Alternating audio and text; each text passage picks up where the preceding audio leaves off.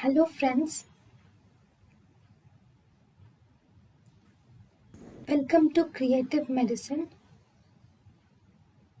In this lecture, we will learn about Question: Capnogram shown below is likely due to the result of.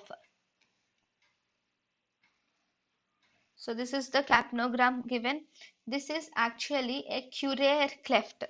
This Curer cleft is seen when the patient begins to attempt the inspiration.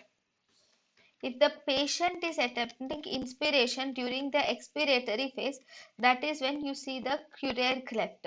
So this will state that there is elimination or the neuromuscular blocker effect has been decreased.